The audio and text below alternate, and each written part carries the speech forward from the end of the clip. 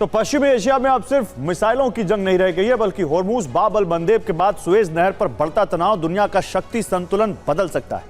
दुनिया एक बार फिर उस खतरनाक चौराहे पर खड़ी है जहां तेल की बूंदें नहीं बल्कि शक्ति का समीकरण तय करेगा कि कौन जीतेगा और कौन हारेगा। एक तरफ अमेरिका और उसके सहयोगी चोक पॉइंट बचाने की कोशिश में लगे हैं, दूसरी तरफ ईरान और उसके समर्थित मोर्चे के पीछे रूस और चीन नया कारोबारी रूट खोलने की तैयारी में, जिससे पूरी विश्व व्यवस्था का नक्शा बदल सकता है। यानी तेल, ताकत और नए वर्ल्ड ऑर्डर की खूनी जंग आरंभ हो चुकी, जो दुनिया को तीसरे विश्व युद्ध में कभी भी झोंक सकती है।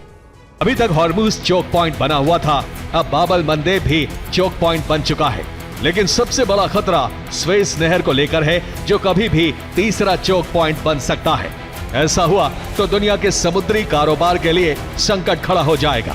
तो ईरान अमेरिका युद्ध संकट पुतिन के लिए एक बड़ा अवसर लेकर आया है। अभी बड़ा कारोबारी समुद्री रूट सुएज नहर का रूट है, जो 20,921 किलोमीटर लंबा है।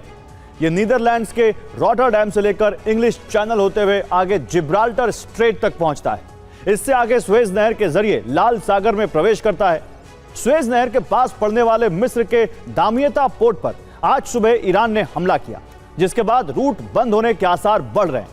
यह रूट आगे लाल सागर होते हुए बाब अल मंदेब के बाद अरब सागर में मौजूद अदन की खाड़ी तक पहुंचता है। उससे आगे हिंद महासागर में मलक्का स्ट्रेट के बाद दक्षिण चीन सागर से होते हुए जापान के योकोहामा द्वीप तक पहुंचता है और यहीं तक रूट पूरा हो जाता है।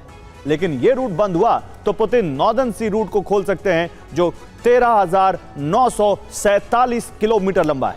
यह रूस के अर्खांगेल्स्क पोर्ट से शुरू होता है और फिर आगे बैरेंट सागर से आर्कटिक महासागर में पहुंचता है। उसके बाद कारा सागर, चुकची सागर होते हुए बेरिंग स्ट्रेट तक पहुंचता है और फिर वहां से जापान के योकोहामा पर पूरा हो जाता है। यह रूट पोलर सिल्क रूट कहलाता है, जो सुएज नहर रूट से करीब 7,000 किलोमीटर छोटा है। हॉर्मुज बंद होने के बाद से कई देश सऊदी अरब की पाइपलाइन के जरिए लाल सागर में तेल भेज रहे थे। ये सऊदी अरब का ऑयल रूट है। अब इसे भी तबाह करने की धमकी ईरान और हूती दे रहे हैं।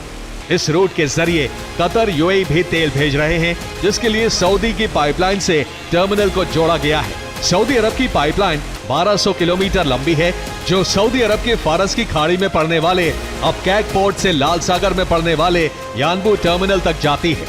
इस दौरान बीच में 3 पंप स्टेशन पड़ते हैं। अभी इस पाइपलाइन से तेल सप्लाई क्षमता 50 लाख बैरल प्रतिदिन है, लेकिन हमले के डर से सऊदी अरब ने घटाकर 20 लाख बैरल प्रतिदिन कर दिया है। पहला फायदा ये कि नए रूट से गुजरने वाले जहाजों से रूस शुल्क वसूल सकता है।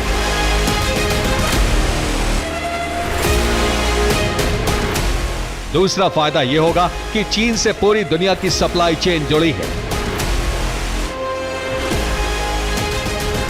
तीसरा फायदा यह होगा, यूरोप के बड़े बाजार तक पहुंचना चीन के लिए आसान हो जाएगा।